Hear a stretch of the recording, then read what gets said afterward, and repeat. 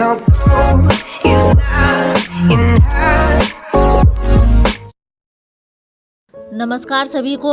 आज हम कक्षा 7 की हिंदी की पाठ्य पुस्तक वसंत भाग 2 से पाठ 3 हिमालय की बेटियां पाठ का अध्ययन करेंगे। प्रस्तुत पाठ के लेखक नागार्जुन ने नदियों को बेटी तथा बहन समझने की भांति अपने मन में भाव उत्पन्न किया है तथा नदियों को मां मानने की परंपरा तो हमारे देश में बहुत पुरानी है। लेखक ने नदियों में स्नान करने का तथा पवित्रता का वर्णन बड़े ही श्रद्धा भाव से किया है। लेखक ने अभी तक गंगा, यमुना, सतलुज आदि नदियों को समतल मैदानों में देखा था, जो बड़ी गंभीर, शांत व अपने आप में खोई हुई लगती थी।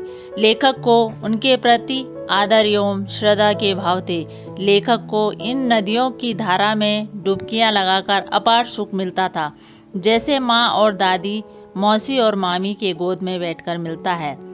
लेखक जब हिमालय के ऊपर चढ़ा तो देखकर हैरान हो गया कि यही दुबली पतली गंगा, यही यमुना और सतलुज समतल मैदानों में जाकर इतनी विशाल कैसे हो जाती हैं। मैदानों में जाते ही इनकी भाव भंगिमा व उल्लास सब कहीं और कैसे गायब हो जाते हैं। लेखक सोचता है कि ये नदियाँ अपने महान पिता का विराट प्रेम अगर इनके हृदय में तृप्त नहीं कर पाया तो ये देवदार, चीड़, सरा, चिनार, सफेदा, कैल के जंगलों में कैसे तृप्त होंगी।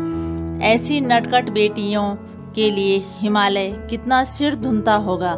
सिंध और ब्रह्मपुत्र दो नदियों का नाम सुनते ही रावी, सतलुज, ब्यास, चिनाब, झेलम, काबुल, कुंभा, कपिशा, गंगा, यमुना, सरयू, गंडक, कोसी आदि सभी हिमालय से निकलने वाली एक एक बूंद न जाने कब दो महानदों के रूप में समुद्र की ओर प्रवाहित होती रही।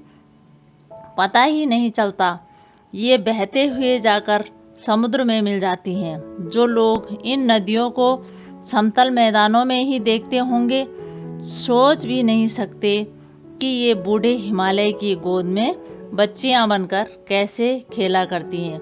पहाड़ी आदमियों के लिए इन नदियों का स्वभाव आम हो, परंतु लेखक को यह बहुत ही मनमोहक लगा और वह सोचता है कि अगर हिमालय को ससुर और समुद्र को दामाद की संज्ञा दी जाए तो इसमें कोई झिझक नहीं होगी।